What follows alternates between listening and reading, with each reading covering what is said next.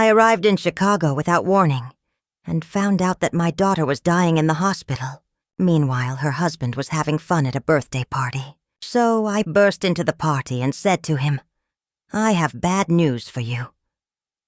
An hour later, he lost his mind. If you're watching this video, tell me where you're from or what time it is for you. If I blow it today, a hard winter, and a man who calls cruelty discipline will take my granddaughter from me. The key kisses, brass, then stops dead like it's run into a bad truth. I twist harder. The metal scuffs. The old bones in my hand complain. And the lock says no. 2 years ago, my girl pressed this key into my palm and told me, "Just in case, Mom." I guess today is the case. Claire. My voice rides the empty hall, thin as the fluorescent buzz. It's Mom. Nothing behind the door but a quiet that feels deliberate. I ring the bell. 3 jabs. I listen to other lives in the building. The sitcom laughter, the sizzle of onions, a dog throwing his opinion down the stairwell. From 4A, her place, only silence. I try the key again. It slides, blocks, mocks. Someone changed the lock. A stairwell door bangs open. A woman in a faded floral cardigan shuffles up with a recycling bag, swinging like a pendulum. She sees me crouched by 4A and stops. "Help you?" she says. The cardigan's worn at the elbows. The eyes say kind.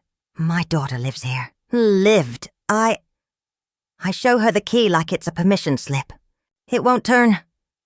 "Mrs. Brennan," she says, patting her chest. "4B, you must be Claire's mom. Haven't seen her in a spell." "How long's a spell?" "Couple weeks, maybe more."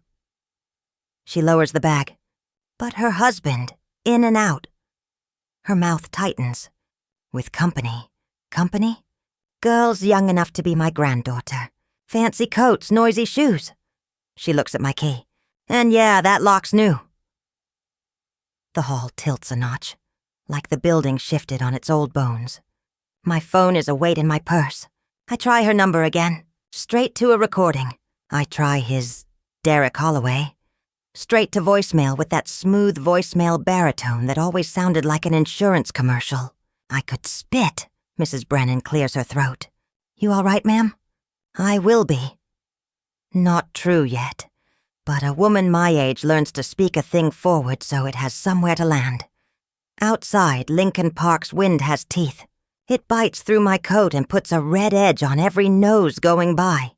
I find a concrete bench where the city's grit has scuffed the gray smooth. My daughter's been missing from her own door for weeks. Her girl, my girl, where is she?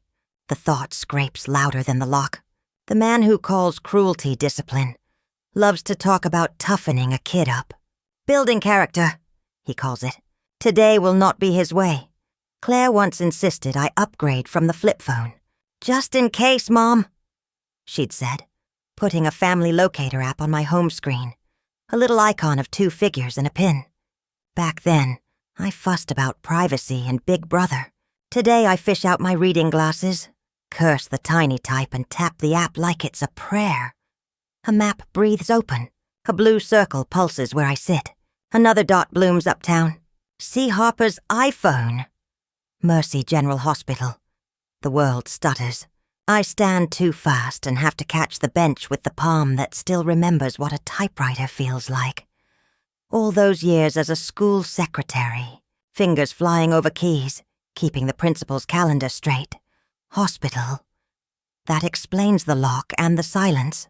It explains nothing about the man with the revolving company. Cold crawls up my spine that has nothing to do with the weather. I throw my purse over my shoulder and wave down the first cab that'll have me. "Mercy General," I tell the driver. "Please hurry." Traffic wants to teach me patience I never asked to learn. Delivery vans idle like stubborn oxen. The driver checks me in the mirror. "Family emergency?" "Yes, ma'am." "Then we'll make it," she says. And we do. Threading yellow lights by a hair, angling around a work truck like a slow-moving mountain. The hospital lobby shines like it wishes it were a hotel. Tile, chrome, sanitizer, and dispensers that spit like geese. The desk clerk is all efficient sympathy. "Are you on her contact list, ma'am?" "I'm her mother." More keys on her screen. 3rd floor, oncology, room 314. Oncology lands like an anvil. My legs forget themselves for a second. I get to the elevator by habit. The old secretary in me counting doors, reading signs. The 3rd floor has a different sound. Softer footfalls. A hush made of care. A doctor in a white coat meets me at the nurse's station. She's small and steady, with kind eyes that have learned to hold bad news the way hands hold a hot pan. "Mrs. Harper," she says. "I'm Dr. Sarah Martinez. Mercy General keeps the good ones." I can tell in 2 sentences. "How bad?" I ask, because I've already lived this once with my husband. "Your daughter has pancreatic cancer," she says. "Advanced. We're managing pain and complications. She asked us not to call you. She said she didn't want to add to your grief. That's Claire, protecting her old mother while she drowns." I stare at a scuff on the polished floor and suck up breath through my teeth. Does she know I'm here? She will, if you'd like to tell her. With me, we do it together. The door is half light and tubing, plastic sounds and pharmacy smells. And her, my girl, smaller than last summer, her cheekbones sharp as winter ridges. But those eyes are the ones that talked me into a shelter cat when she was 12. They find me like lighthouse beams. Mom. Her voice is a brittle thing that still manages warmth. "I came to surprise you." I manage, and found out I'm the one surprised. I cross the space and put a hand against her hair the way I did the night she had a fever at 8. And I swore off sleep until morning took it from her. My palm can't decide whether to comfort her or confirm she's real. She tries to smile. "You weren't supposed to know." "Too late," I say. "I know. We talk in little pieces. I let the silence do its job." Dr. Martinez's words fill the spaces with facts no one wants. Treatment paths, pain scales, paperwork, ruthless kindness. I nod. I've stood in these hallways before. "Where's Emma?" I ask finally, the question that's been pacing. "With Derek," she says, and her eyes flicker. "He said the girl needs routine. Derek and his routines. Jumping jacks in an unheated bedroom because breath teaches. Discipline. No code until you stop. Complaining because complaining makes you colder. The man treats winter like his deputy. Is the heat working?" I ask. He said they're toughing it out. My jaw goes hard enough to crack a walnut. Dr. Martinez reads faces for a living. She touches my forearm. "Whatever you need to do, Mrs. Harper, do it with your daughter's rest in mind."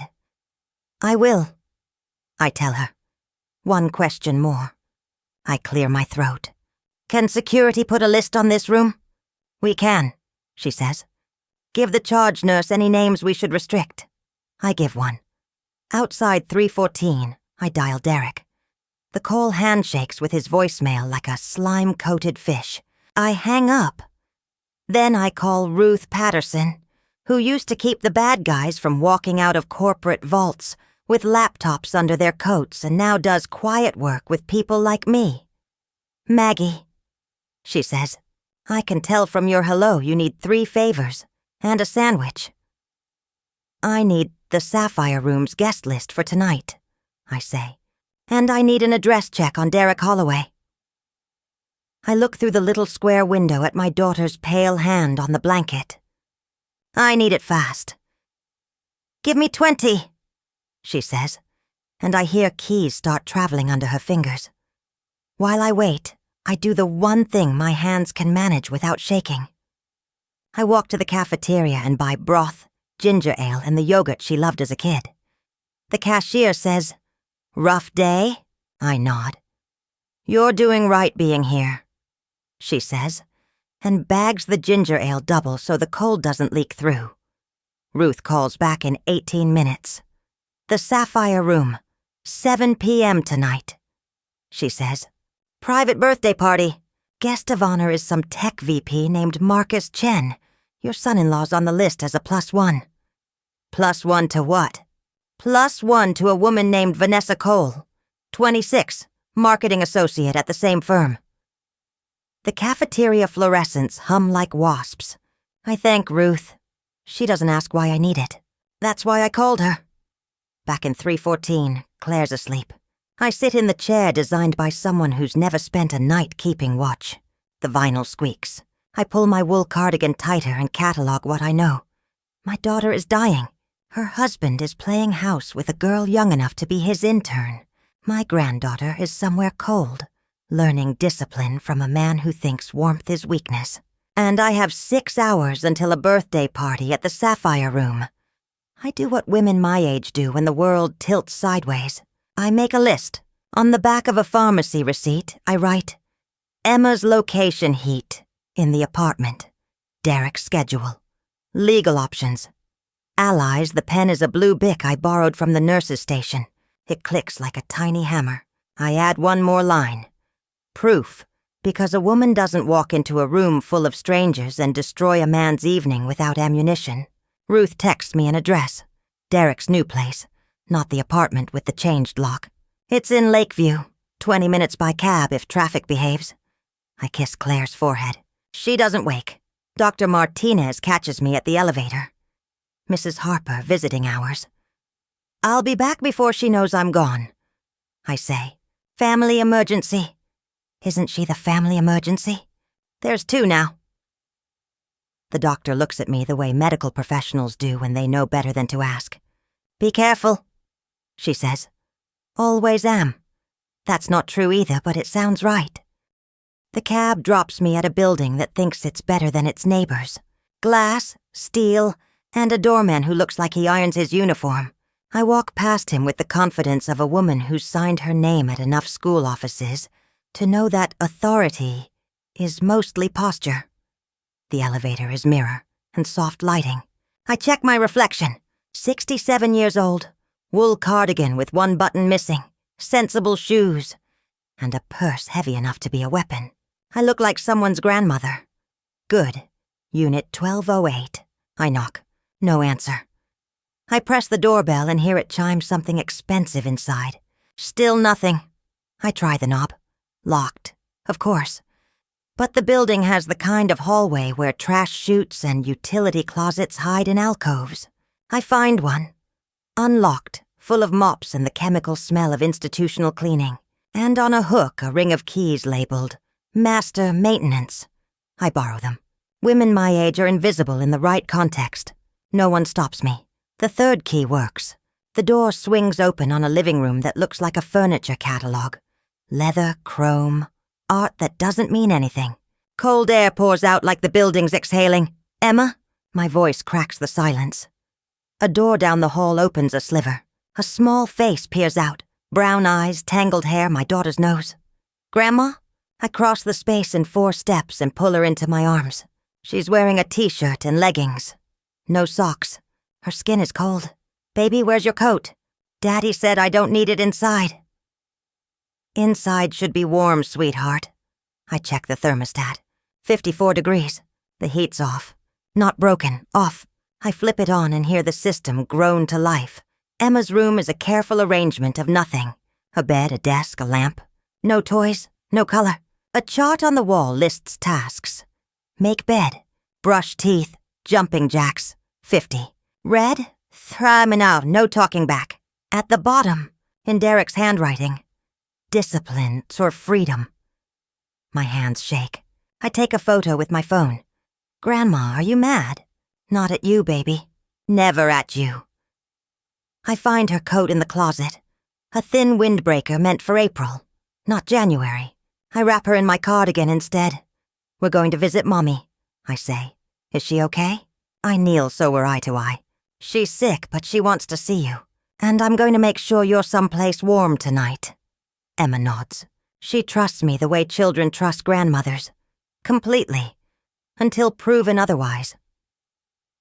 We leave through the front door. The doorman doesn't look up. In the cab, Emma leans against me and falls asleep before we hit the first stoplight. I hold her close and smell the baby shampoo in her hair. And I think about a man who believes cold builds character. At Mercy General, I carry Emma through the lobby. The desk clerk starts to say something about children and visiting hours. But one look at my face, and she goes quiet. Dr. Martinez meets me at the third-floor elevator. She takes in Emma's sleeping form, my missing cardigan, the set of my jaw. "Family emergency number 2? She asks. "Resolved for now. Good. Claire's been asking for you." In 3:14, I wake Emma gently. "Sweetheart, Mommy's here." Claire's eyes are damp when Emma climbs onto the bed. They curl together like quotation marks. I stand by the window and let them have their moment. And I think about the Sapphire Room and a birthday party where a man who forgot he has a family is about to get a reminder. The Sapphire Room announces itself with blue lighting and the kind of jazz that costs extra. I leave Emma with Claire and Dr. Martinez. They've turned 314 into a fortress of women who know how to close ranks. The nurse on duty gave Emma a blanket, a juice box, and a coloring book without anyone asking. That's the thing about nurses. They see what needs doing and do it. I take a cab to the restaurant. The driver's a young woman with 3 phones mounted to her dash and opinions about traffic. "Big night?" she asks, eyeing my sensible shoes and the purse I've repacked with Claire's hospital paperwork. The kind that has words like Stage 4 and palliative in clean medical fonts. "Birthday party," I say. "Yours?" "Someone else's," she laughs. "Those are the best kind." The Sapphire Room sits on the 2nd floor of a building that used to be a warehouse, and now pretends it's cultured. I take the stairs because elevators make you wait, and waiting gives you time to reconsider. I'm done reconsidering. The hostess is young and efficient, with a smile that's been practiced in front of mirrors. "Good evening, ma'am. Do you have a reservation?" "I'm here for the Chen party." "Oh." Her smile recalibrates. "I'm sorry, ma'am, that's a private event. Are you on the guest list?" "I'm Marcus Chen's aunt." I lie. Smooth as 67 years of making parents believe their children's tardiness was excused. "Just flew in from Phoenix. Wanted to surprise him." She checks her tablet. Uncertain. I lean in, conspiratorial. "He doesn't know I'm coming. His mother, my sister, she's worried he works too hard. Asked me to check in on him." I pat my purse. "I brought photos of him as a baby. You know how mothers are." The hostess softens. "Everyone has a mother." "That's so sweet. Let me just..." I'm already moving past her, carried by momentum and the kind of invisible authority that comes from decades of navigating school board meetings and parent-teacher conferences. She calls after me, but I'm through the blue-lit archway and into a room full of people who are younger, louder, and drunker than they should be on a Tuesday. The space is all exposed brick and Edison bulbs, with tables arranged around a central dance floor where nobody's dancing. I scan faces. There, by the bar, laughing too loud at something that isn't that funny. Derek Holloway, 38 years old, square jaw, expensive haircut, and a tie that probably cost more than my winter heating bill. Next to him, a woman in a dress cut for attention. 26, Ruth said. Vanessa. She's touching his arm the way you touch someone who isn't married or who you're pretending isn't. I walk straight toward them. My shoes make no sound on the polished concrete. Derek doesn't see me until I'm 3 feet away, and when he does, his face does something complicated. Surprise, guilt, annoyance, calculation, all in under 2 seconds. "Margaret," he says, using my full name like it's a shield. "What are you doing here?" "I came to give you some news," I say. My voice is steady. "I practiced it in the cab. It's about Claire." Vanessa's hand drops from his arm. She looks between us, trying to do math she doesn't have all the numbers for. This isn't the time or place. Derek starts. "Your wife is dying," I say. Not loud. I don't need loud. The words carry their own weight. "Pancreatic cancer. Stage 4. Mercy General, room 314. She's been there for 2 weeks. The doctors say she has maybe a month." The conversations nearest to us stutter and stop. Silence spreads like spilled wine. Derek's face goes through another sequence. Shock this time. Real shock. and something that might be grief if it weren't sharing space with panic. She didn't tell me. Because you changed the locks on the apartment, I say. Because you've been busy. I glance at Vanessa, who's gone very still, her drink frozen halfway to her mouth. I can see why. Mrs. Harper, I think you should. Derek reaches for my elbow. I step back. Don't touch me. I came here as a courtesy. Your wife wanted me to tell you in person. She still thinks you're worth the effort. I let that sit for a beat. I disagree, but it's not my call. Yet. What's that supposed to mean?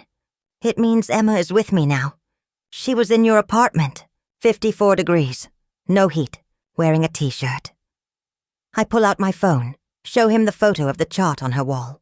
Discipline equals freedom. She's 8 years old, Derek. His jaw tightens. You broke into my home? I used the key Claire gave me. The one you didn't know about. Also a lie, but he doesn't need to know about the maintenance keys. And I documented everything. The thermostat, the rules, the locked cabinets, the bedroom with no toys. People are definitely watching now. Marcus Chen, wherever he is not getting the birthday party he paid for. Derek lowers his voice, leans in close enough that I can smell the whiskey on his breath. You're going to regret this. I have rights. She's my daughter.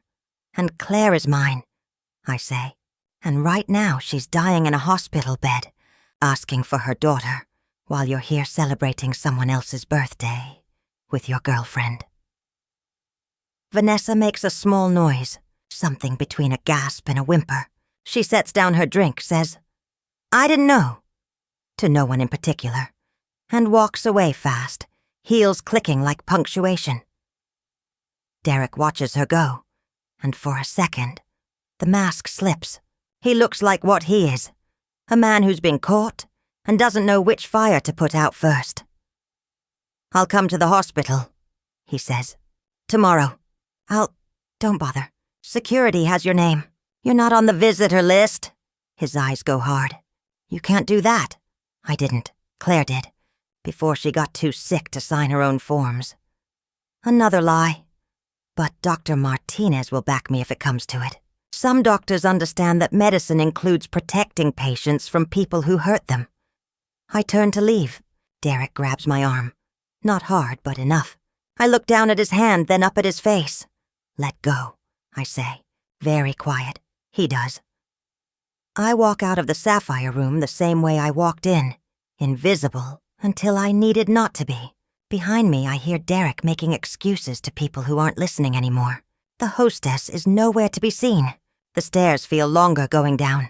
Outside, Chicago's wind is still practicing its bite. I pull my coat closed and think about a man who calls cold discipline, and a woman who's dying because her pancreas betrayed her, and a little girl who deserves better than either of those truths. I call Ruth from the cab. How'd it go? She asks. I ruined a birthday party. Good for you. What's next? I need a lawyer, I say. The kind who doesn't lose. I know 3. I'll text you the best one. Thank you, Ruth. Maggie, she says, and her voice shifts into the tone she uses when she's about to say something I won't like. You know this is going to get ugly, right? He's not going to just let you have Emma. I know. And you're ready for that? I think about Emma curled against Claire in a hospital bed, about the chart on the wall, about a thermostat set to 54 degrees. I'm ready, I say. Ruth's text comes through before I'm back at Mercy General. 3 names. I call the first one from the hospital lobby. Her name is Patricia Wolfe. She answers on the second ring, which at 9 p.m. on a Tuesday means she's either desperate for clients or very good at her job. Ms. Wolfe, my name is Margaret Harper. Ruth Patterson gave me your number. Ruth's judgment is impeccable, she says. What do you need? I tell her. All of it. The hospital, the apartment, the party, Emma, Derek, the cold, the chart, the locks. She listens without interrupting, and when I'm done, there's a pause. Mrs. Harper, she says, I'm going to be very direct with you. This is going to be expensive, time-consuming, and emotionally brutal. The father has rights. You're the grandmother.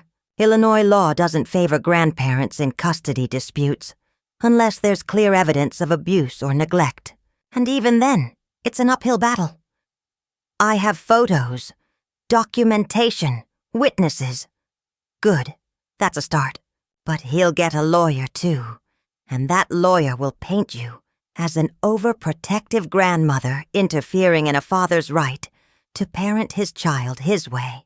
They'll say discipline isn't abuse. They'll say you broke into his home. They'll say you're driven by grief over your daughter and not thinking clearly. Are you trying to talk me out of hiring you? I'm trying to make sure you know what you're signing up for. If we do this, we do it right. That means filed paperwork, documented evidence, witness statements, home inspections, and a judge who's seen enough bad parents to recognize one. It also means your daughter will need to be involved. Medical power of attorney, statements about her wishes for Emma's care. Can she do that? I think about Claire, small and pale in 314, her eyes too bright and her breath too thin. She can, I say, for now. Then let's move fast. I can meet you tomorrow morning, 8 a.m. My office is on West Adams. Bring everything. Photos, documents, any communication with Derek, medical records, anything that shows Emma's living conditions. And Mrs. Harper? Yes? Ruth doesn't recommend people lightly.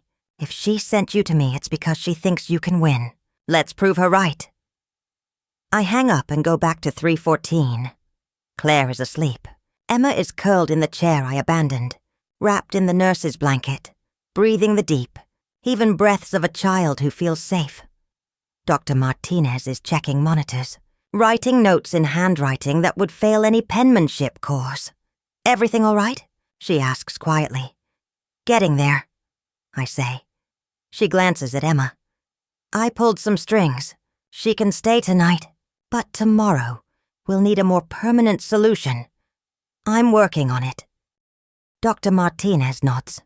She's seen enough families crack under pressure to know the difference between working on it and falling apart. Your daughter asked for you earlier, said she needs to talk to you about something important. Is she awake? Not right now, but when she is. It seemed urgent. I settle into the other chair, the one that squeaks.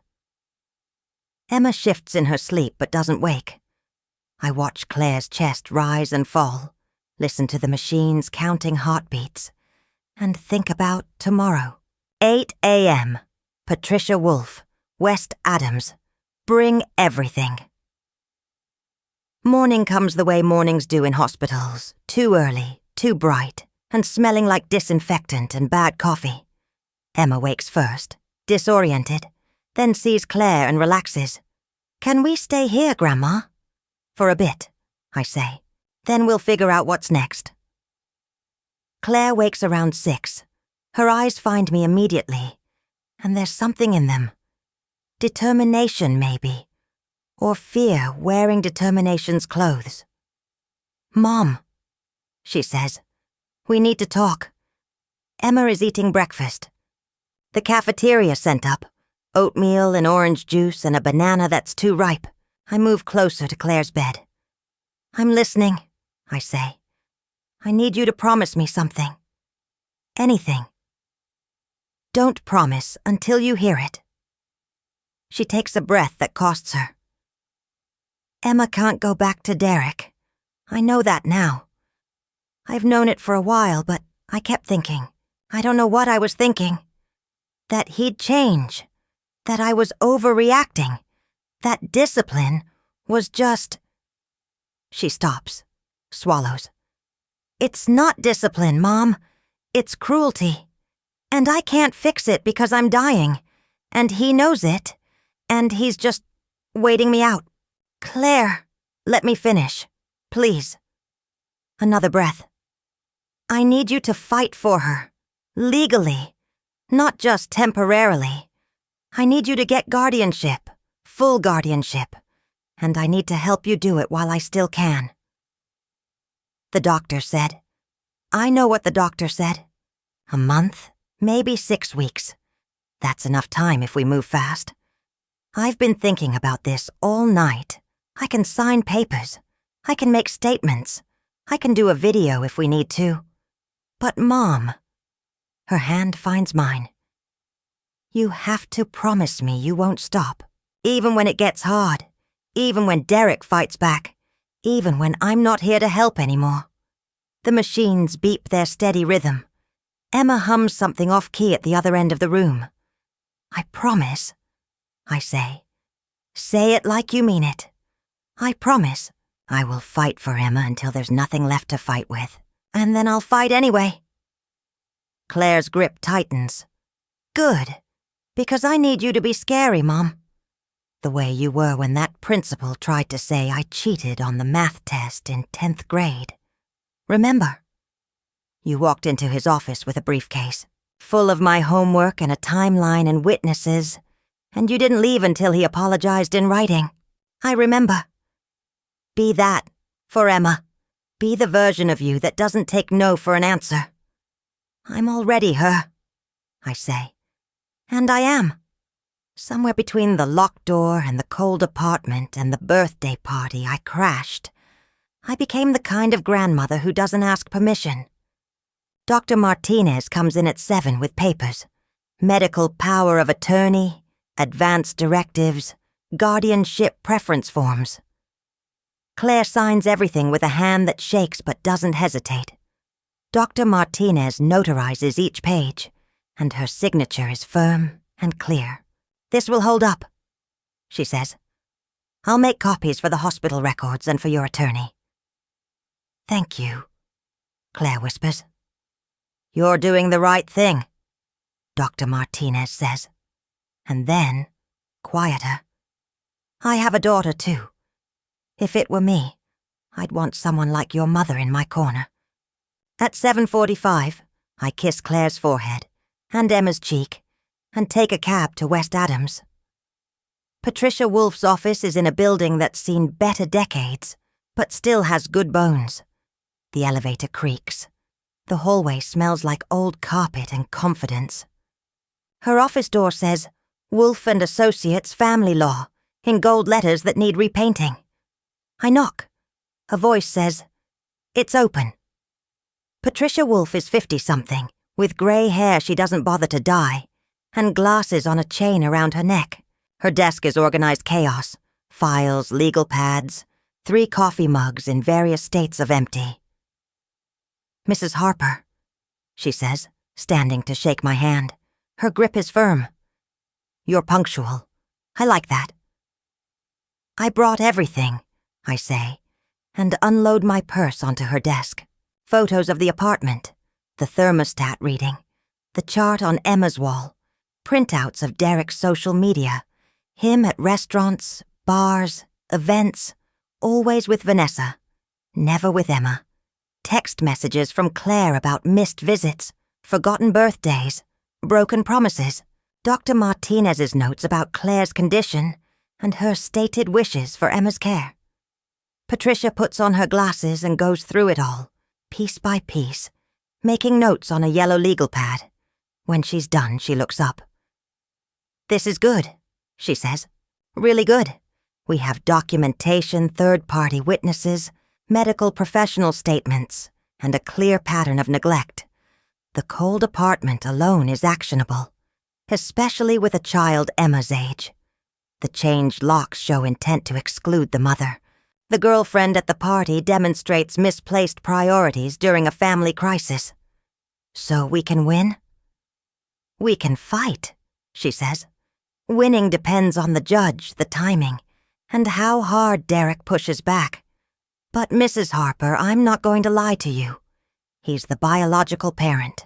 That gives him a presumption of custody that we have to overcome.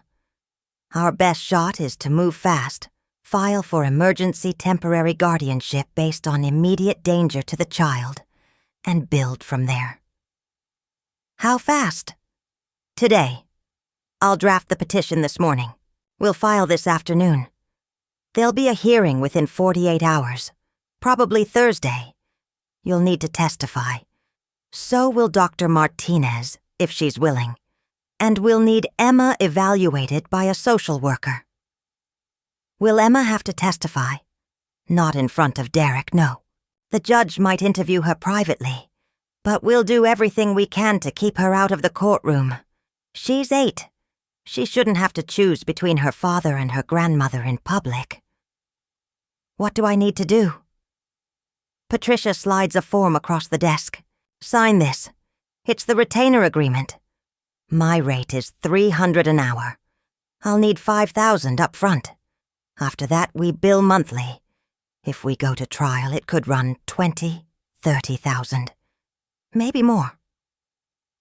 I think about my savings account, the one I've been building since my husband died. The one that was supposed to be for emergencies. This is an emergency. I sign. Patricia makes a copy, files the original, and hands me a receipt. Welcome to the fight, Mrs. Harper. Let's get your granddaughter somewhere safe. The petition is filed by 3 p.m. Patricia walks it through the courthouse, herself calling in favors with clerks who owe her. By 5, we have a hearing scheduled for Thursday at 9 a.m. Judge Caroline Brenner. Patricia says she's fair, strict, and doesn't tolerate nonsense. That's good for us, she explains.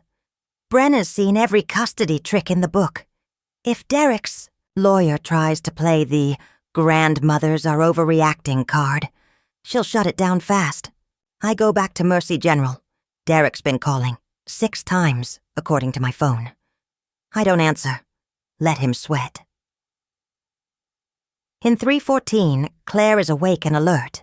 Emma is drawing pictures with crayons the nurse found somewhere. Big, messy flowers in colors that don't exist in nature. It's done, I tell Claire. We filed. Hearing's Thursday. She nods, too tired to speak, but her eyes say, thank you. That night, I sleep in the chair that squeaks. Emma sleeps in the other one. Claire sleeps in cycles, waking every few hours when the pain breaks through the medication. Each time I'm there, holding her hand, humming the songs I used to sing when she was small. Wednesday morning, Detective Patricia Reeves shows up at the hospital. She's 40, sharp-eyed, with dark hair pulled back in a ponytail and a badge clipped to her belt.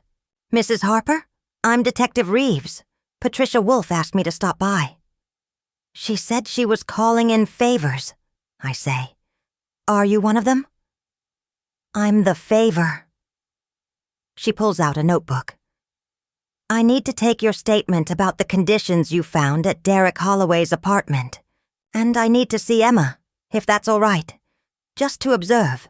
Make sure she's safe and healthy. She's drawing, I say, and lead her into 314. Emma looks up when we enter, wary. Detective Reeves crouches down to her level. Hi, Emma. I'm Patricia. I like your flowers. Is that a purple one? It's magenta, Emma says seriously. It's a mix of purple and pink. That's very smart. Do you like drawing? Emma nods. Me too. When I was your age, I drew dinosaurs. Big ones, little ones, all different colors. Do you know what your favorite color is? Green, Emma says. Like grass. That's a good color. Detective Reeves spends 20 minutes with Emma. Gentle questions, easy conversation. Nothing that sounds like an interrogation. Then she talks to Dr. Martinez takes photos of the medical records Claire signed and writes everything down in handwriting that's somehow both neat and fast. Before she leaves, she pulls me aside. Your granddaughter is articulate, well-adjusted, and clearly attached to you and her mother. That's good. The apartment conditions. That's bad for Derek. I'll file my report today. It'll be in the judge's hands tomorrow. Thank you, I say. Don't thank me yet. This is just the beginning. Thursday morning arrives cold and clear. I dress in my best clothes. A navy suit I haven't worn since my husband's funeral. Sensible heels. The pearl earrings Claire gave me for my 60th birthday. Emma stays with Claire and a nurse Claire trusts. Dr. Martinez promises to text me updates every hour. The courthouse is all marble and echo. Patricia meets me in the lobby with a leather briefcase and a look that says, "We're here to win." "Ready?" she asks. "Ready," I say. Courtroom 4C is smaller than I expected. Judge Caroline Brenner sits behind a tall bench, gray-haired and stern, with reading glasses perched on her nose. Derek is already there with his lawyer, a man in an expensive suit who looks like he bills by the syllable. Patricia and I sit at the petitioner's table. She arranges her papers with the precision of someone who's done this 1,000 times. Judge Brenner looks up. "This is the matter of Harper versus Holloway, emergency petition for temporary guardianship. Ms. Wolfe, you filed this petition?" "Yes, Your Honor." "Mr. Crane, you're representing the respondent." Derek's lawyer stands. "Yes, Your Honor. And we'd like to—" "You'll get your turn, Mr. Crane. Sit down." Judge Brenner looks at Patricia. "Ms. Wolfe, make your case." Patricia stands. She's calm, clear, and devastating. She presents the photos of the apartment, the thermostat reading, the chart on Emma's wall, Derek's social media posts, the timeline of Claire's hospitalization, and Derek's absence, Dr. Martinez's statement, Detective Reeves's report. Each piece of evidence is numbered, labeled, and entered into the record with the efficiency of someone who knows exactly what she's doing. "Your Honor," Patricia says, "this is not a case of a grandmother overstepping. This is a case of a father who has chosen to prioritize his social life over his critically ill wife and his 8-year-old daughter. Emma Holloway was found in an apartment with no heat in January. She had no access to food. The cabinets were locked. Her bedroom contained no toys, no books, no age-appropriate materials.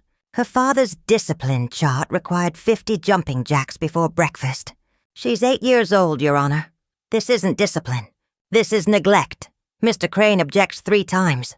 Judge Brenner overrules him twice and sustains him once. When it's Derek's turn, his lawyer tries to paint me as interfering, emotional, and unreliable.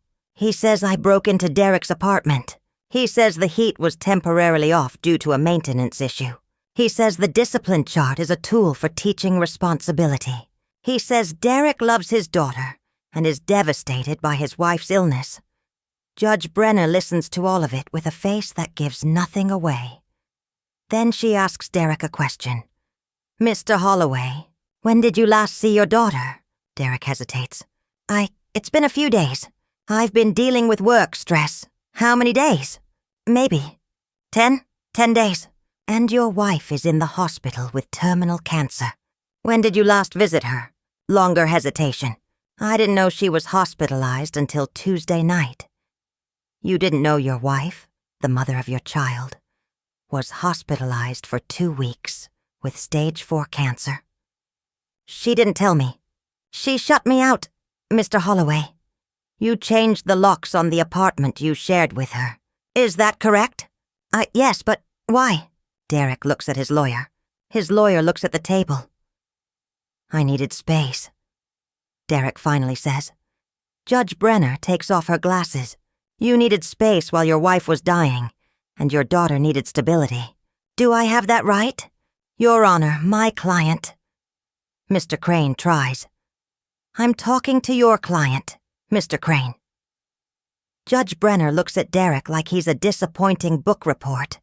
Mr. Holloway, I've read Detective Reeves's report. I've seen the photos of your apartment. I've reviewed the hospital records. And I've been doing this job long enough to recognize a man who's more interested in his own comfort than his child's welfare. She puts her glasses back on and signs a form. Emergency. Temporary guardianship is granted to Margaret Harper, effective immediately. Mr. Holloway, you will have supervised visitation. 2 hours per week at a location to be determined by the guardian. You will not remove the child from the state. You will provide financial support, as outlined in the attached order. We'll reconvene in 30 days to assess whether this arrangement should continue. Court is adjourned. The gavel comes down like a period at the end of a sentence. Derek's face goes through a series of expressions: shock, anger, disbelief. His lawyer puts a hand on his arm, says something I can't hear. Patricia is already packing her briefcase. "We won," she says quietly. "We won," I repeat, and the words feel like something solid I can hold on to. Outside the courtroom, Derek catches up to us in the hallway. His lawyer is nowhere in sight. "Margaret, please. This is insane. She's my daughter, and she's my granddaughter," I say. "And right now she needs someone who remembers to turn on the heat." "I can change. I'll do better. Just give me a chance. You had chances, Derek. Claire gave you years of chances. Now you're out of them." He looks like he wants to say more, but Patricia steps between us. "Mr. Holloway, all communication goes through me now. You have my card. Do not contact Mrs. Harper directly. Do not show up at her home. Do not attempt to see Emma outside of the court-ordered visitation. If you do, we'll file for a restraining order. Do you understand?" Derek's jaw works. "This isn't over." "Yes," Patricia says. "It is." We walk away. Derek doesn't follow. I text Dr. Martinez from the courthouse steps. "We won." She replies immediately. "Claire's been waiting. Come tell her yourself." In the cab back to Mercy General, Patricia reviews the next steps. Derek has 30 days to prove he's changed. He won't. Men like him double down instead of doing better. Expect him to file a counter-petition. Expect him to hire a more aggressive lawyer. Expect him to make this personal. "I'm ready," I say. "I know you are. That's why we're going to win the permanent hearing, too." At the hospital, Emma is reading to Claire from a picture book about a dog who solves mysteries. Claire's eyes are closed, but her lips are curved in a smile. When we walk in, she opens her eyes. "Well, temporary guardianship," I say. "Effective immediately. Supervised visitation only." Claire's breath catches. Relief and grief in the same exhale. "Thank God." Emma looks up from her book. "What's guardianship?" "It means you're going to stay with Grandma for a while," Claire says softly. "Is that okay with you?" Emma considers this with the seriousness of someone who knows things have been wrong, but didn't have words for it. "Will it be warm?" "Yes, baby," I say. "It will always be warm." Then okay. That night, Dr. Martinez helps us make a plan. Claire's apartment, the one with the changed locks, is still technically hers. The lease is in her name. Derek has no legal right to keep me out now that I have guardianship papers. "But going back there," Claire's voice trails off. "All those memories. And he's probably changed everything." "We don't have to," I say. "We can find somewhere new. Somewhere that's just ours. With your pension?" Claire shakes her head. "Mom, you can't afford—" "I have savings. And you have life insurance that lists Emma as beneficiary, with me as trustee. We'll manage." "I hate that we're talking about my life insurance like it's a budget line." "I hate it too," I say. "But we're practical women. We plan for the worst and hope for the best." Dr. Martinez clears her throat. "There's a social worker I know, Maria Chen. She specializes in family transitions. She can help Emma process what's happening with her mom. The custody change, all of it. I'll give you her number." "Thank you," I say. "And Margaret," Dr. Martinez touches my arm. "You're doing everything right. Keep doing it." Friday morning, Patricia files the paperwork to regain access to Claire's apartment. By afternoon, we have a police escort, Detective Reeves herself, to ensure Derek doesn't cause problems. The apartment looks different. The furniture is the same, but it's been rearranged. The photos of Claire are gone, replaced by modern art prints that mean nothing. The bedroom, Claire and Derek's bedroom, has new bedding. Different colors, someone else's taste. Emma wanders through slowly, touching things like she's in a museum. "This was Mommy's?" "It was," I say. "But it doesn't have to be anymore. We can take what matters and leave the rest. What matters fits into 6 boxes. Claire's books, Emma's clothes and toys, the ones Derek hadn't thrown away. Photo albums. Claire's jewelry box. The cast iron skillet Claire learned to cook in. A quilt Claire's grandmother made. We leave the modern art and the new bedding, and the life Derek tried to build, over the one he destroyed. Detective Reeves helps us carry boxes to the cab. You're doing good work here, Mrs. Harper. I'm just doing what needs doing. That's what good work is. The new apartment is a third-floor walk-up in Lakeview, 2 blocks from Mercy General. It's small. 2 bedrooms, a kitchen with decent bones, a living room that can hold a couch and not much else. But the radiators work, the water's hot, and the rent is something I can manage on my pension plus Claire's short-term disability payments. Mrs. Brennan, my old neighbor from Lincoln Park. Here's through the mystery network of people who know people that I'm moving. She shows up on Saturday with a casserole and a lamp. For the girls' room, she says. Every child needs good light for reading. Emma's room becomes a project. We paint it pale green, like grass, Emma says. We hang curtains with birds on them. We put up shelves for books. We make it warm and soft, and nothing like the room in Derek's apartment, with its chart of disciplines and its locked cabinets. On the wall, instead of rules, we hang a calendar. Green marker for hospital visits, blue for school, when Emma goes back, yellow for special days, which is code for days we decide are special just because. Emma adds the first green circle herself, carefully, with her tongue between her teeth in concentration. This is for visiting Mommy, she says. That's right, sweetheart. How many green circles will there be? The question lands like a weight. I kneel down so we're eye level. I don't know, Emma, but we'll make every single one count. She nods. She's 8, but she understands more than I wish she had to.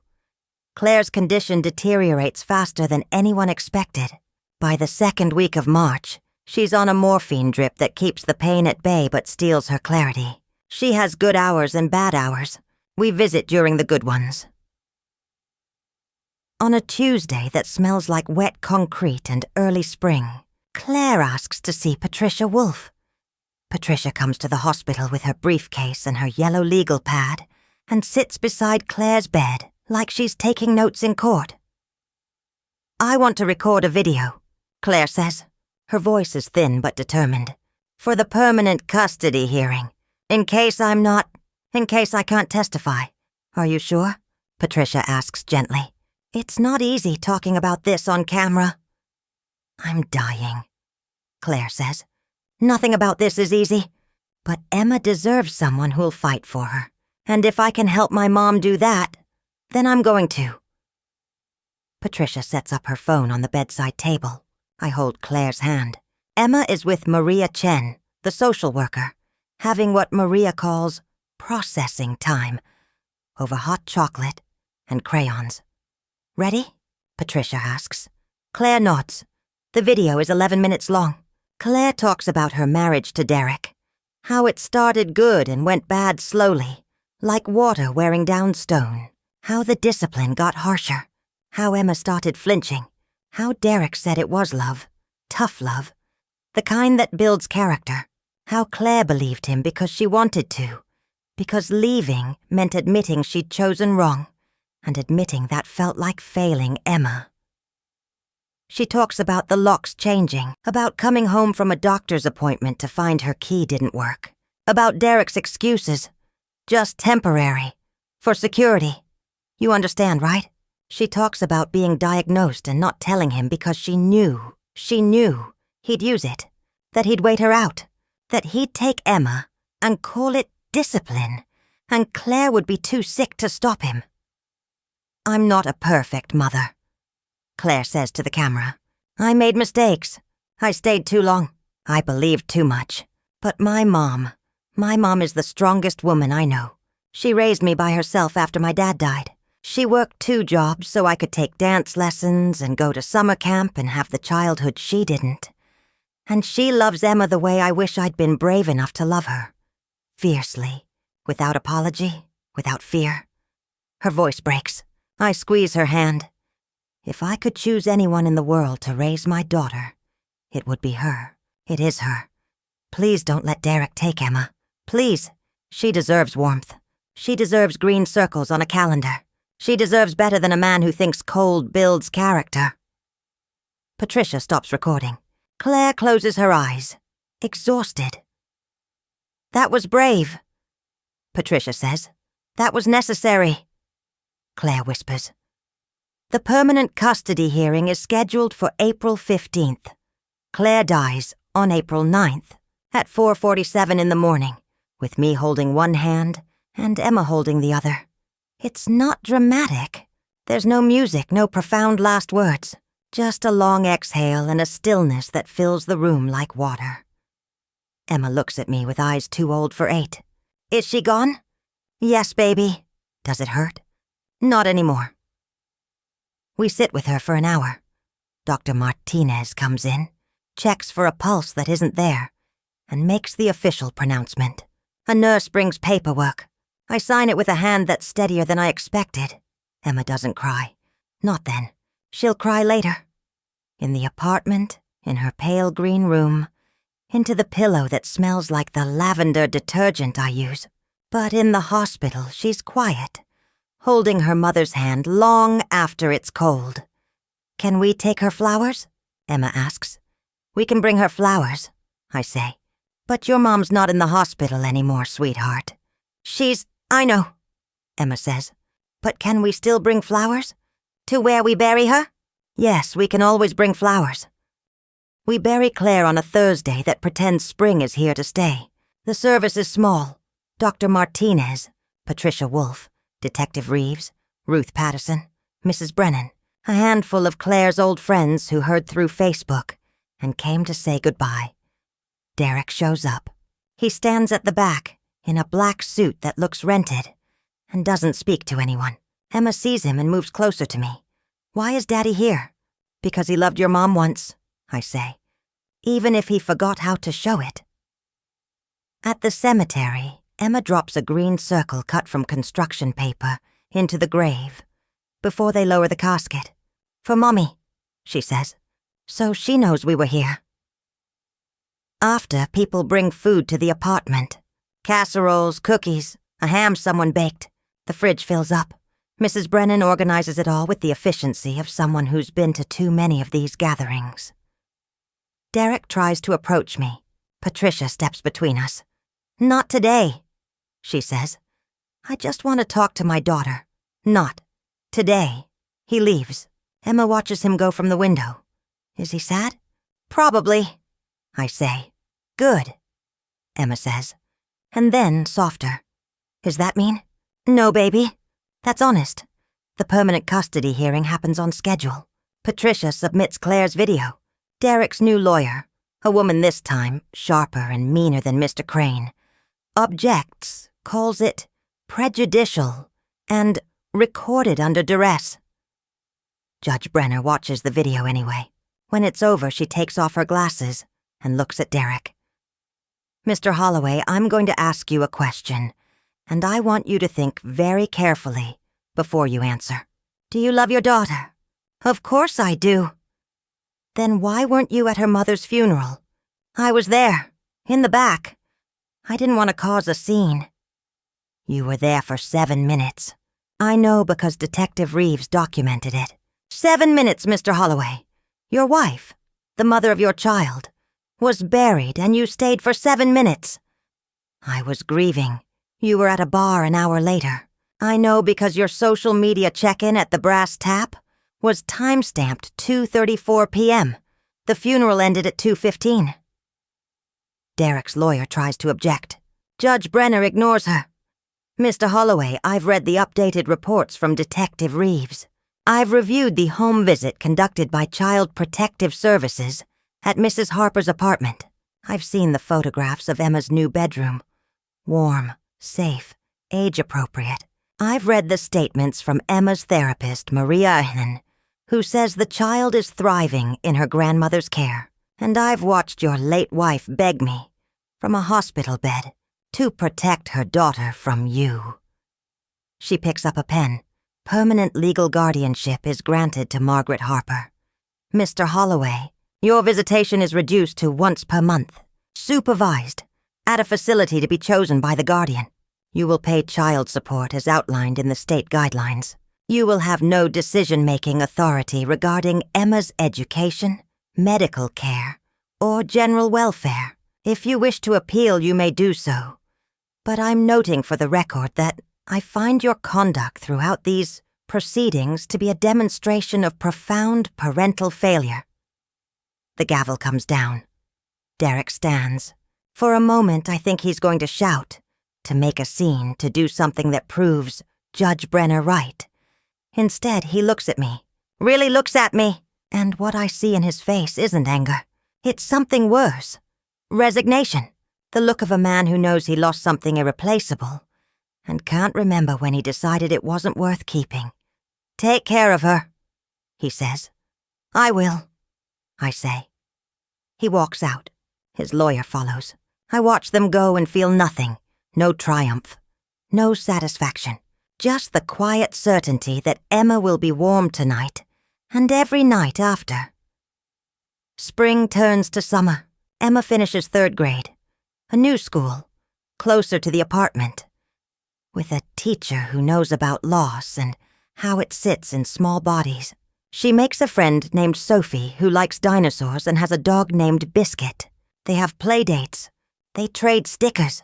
They are impossibly children being children. In June, we visit Claire's grave with fresh flowers. Daisies because they were her favorite. Emma brings drawings she's made. Bright, messy things full of color and life. We tuck them under the vase where the wind won't take them. Do you think Mommy knows we're here? Emma asks. I think she does, I say. Good. I want her to know I'm okay. She knows, baby. How do you know? Because making sure you're okay was the last thing she did. She wouldn't have left if she didn't believe it. Emma thinks about this. Grandma? Yes? I'm sad Mommy's gone. But I'm not scared anymore. Is that okay? I pull her close. That's more than okay. That's exactly what your mom wanted. Derek's visits are sporadic. Some months he shows up quiet and awkward, bringing toys Emma doesn't need. Other months he cancels. Work trips, he says, or scheduling conflicts. Emma stops asking why. Eventually, she stops mentioning him at all, except when the court-mandated visit is coming up. Do I have to go? She asks in September. The judge says you do, I say, but only for an hour, and Ms. Patricia made sure there's someone there to keep you safe. I know. It's just, he doesn't know how to talk to me. He asks if I'm doing my homework and if I'm being good, but he doesn't ask about Biscuit or Sophie or what I'm reading. Some people don't know how to be parents, I say. That doesn't mean there's anything wrong with you. I know, Emma says. Mommy told me that once. By December, we have routines. Breakfast at 7, school at 8:15, homework after snack time, dinner at 6, stories before bed. On Saturdays, we bake cookies. On Sundays, we visit Claire's grave if the weather's good, or watch movies if it's not. The apartment smells like cinnamon and laundry detergent and the radiator's hissing warmth. Emma's room is cluttered now. Books on the shelves, drawings on the walls, a collection of rocks she's decided are interesting. On the refrigerator, the calendar is full of circles. Green for school concerts, blue for doctor's appointments, yellow for days that were special because we decided they were. The day Emma lost her first tooth. The day we saw a cardinal in Grant Park. The day she read a whole chapter book by herself. One night, after bedtime stories and tucking in, Emma asks, Grandma, are you sad? About what, sweetheart? About Mommy. And about having to take care of me instead of, I don't know, resting your old... She catches herself. I don't mean old. I mean grown-up old. I sit on the edge of her bed. Emma, taking care of you isn't something I have to do. It's something I get to do. Do you understand the difference? Not really. When your mom was little, I worked 2 jobs. I was tired all the time. I missed things. School plays, field trips, bedtimes. I did my best. but my best meant I wasn't always there. Now I get to be here. For all of it. The homework and the hard days and the happy ones. That's not a burden, baby. That's a gift. Really. Really. She thinks about this, then smiles. Good, because I like living here. It's warm. It will always be warm, I promise. On a Saturday in January, 1 year and 3 months after I arrived in Chicago and found that locked door, Emma and I walked to Grant Park. The pond is frozen, and people are skating on it with varying degrees of success. We watch from a bench bundled in coats and scarves, drinking hot chocolate from paper cups. Grandma? Do you think Daddy misses me? The question catches me off guard. Emma hasn't mentioned Derek in months. I think he does, I say carefully. But missing someone and knowing how to love them aren't always the same thing. Do you miss him? No, I say honestly. I miss the person your mom thought he could be. But I don't miss who he actually was. Emma nods. Me neither. We sit in comfortable silence, watching skaters fall and get back up, watching the winter sun try its best to warm the world. Grandma? Yes, baby? Thank you. For what? For coming to get me. For making the apartment warm. For the green circles. For everything. I set down my hot chocolate and pull her close. Oh, Emma, you don't have to thank me for that. I know, but I want to. Spring comes again. The second spring without Claire. The first full year of Emma and me figuring out how to be a family. On April 9th, the anniversary of Claire's death, we visit the cemetery with daisies and a new drawing. Emma's gotten better at art. This one shows 3 figures holding hands. A woman with long hair, a smaller woman with gray hair, and a little girl between them. That's us, Emma explains. You, me, and Mommy. It's beautiful. I know. Ms. Rodriguez, my art teacher, said I'm getting really good at people. We put the drawing under the vase. The wind is gentle today. It won't take anything we don't want to lose. Grandma, Emma says as we walk back to the car, I've been thinking. About what? About Daddy and the visits. My heart clenches. What about them? I don't think I want to do them anymore. Is that allowed? We'd have to ask the judge. Why don't you want to see him? Emma kicks a pebble down the path. Because he doesn't really see me. He looks at me, but he doesn't see me. Not like you do. Not like Mommy did. That must hurt. It did. But now it just feels empty.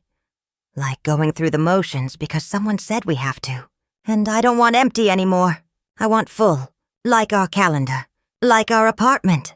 Like us. I stop walking. She stops too. I crouch down.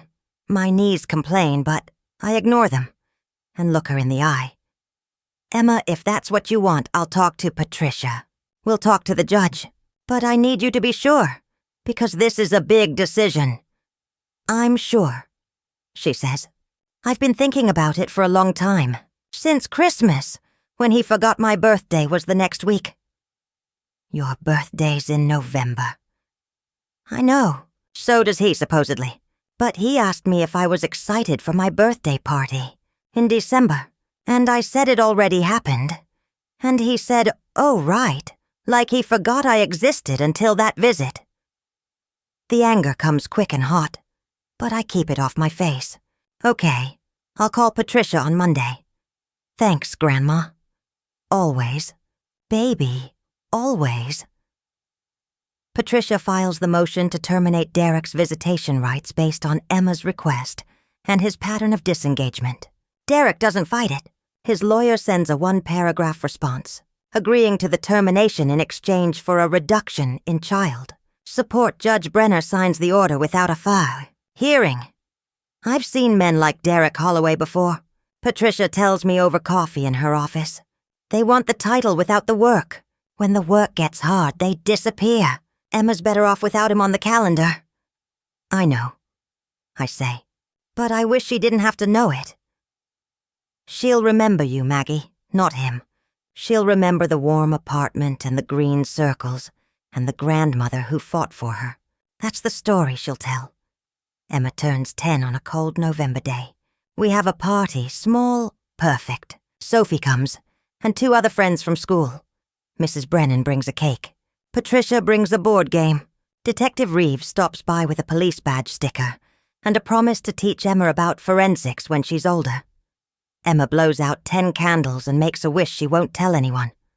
Later, after everyone's gone and it's just us cleaning up paper plates and wrapping paper, she asks, "Do you think Mommy would be proud of me?"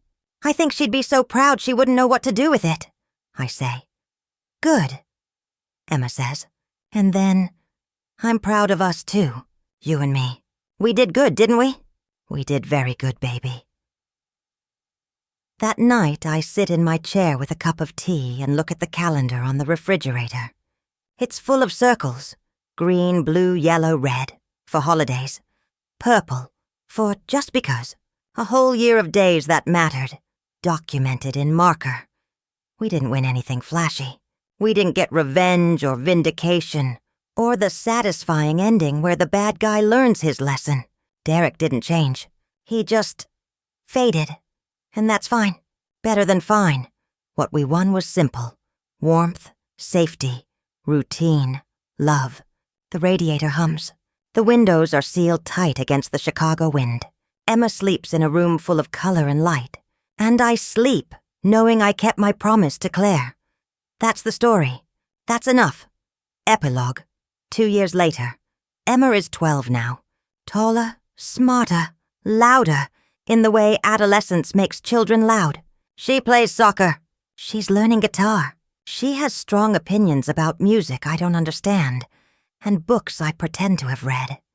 Derek remarried last year. Someone new, someone young, someone who doesn't know the whole story. They sent a Christmas card. Emma threw it away without opening it. "I don't need to know," she said. "He's not my story anymore. On Claire's birthday, we still bring flowers to Grant Park. Daisies, always daisies. Emma brings her guitar and plays a song she wrote. It's not very good yet. The chords are clumsy. The lyrics are earnest in the way 12-year-old lyrics are earnest. But it's hers, and it's for her mother, and that makes it perfect. Do you miss her?" Emma asks when the song is done. "Every day," I say. "Me too. But I'm glad I have you." "I'm glad I have you too, baby." We sit on the bench where I sat 3 years ago, when my world was tilting and I didn't know how to fix it. The city moves around us. People skating, dogs barking, life being lived in all its messy, beautiful chaos. Emma leans against me. "Grandma, yes. When I grow up, I want to be like you." "Like me how?" "Brave and warm. And someone who keeps promises." My throat tightens. "You're already all those things, Emma." "Yeah," she says, grinning. "But I'm going to keep being them, like you taught me." The wind picks up, but we're bundled warm. The radiators wait at home. The calendar on the fridge has circles for every day this month. Green for school concerts, blue for doctor checkups, yellow for the day we decided was special just because. We didn't win anything flashy, but we won everything that mattered. If this story resonated with you, leave a like and consider subscribing. You can also drop any comment below, even just one word. Maybe tell me where you're watching from or what time it is right now. Sometimes one word is enough to say you were here.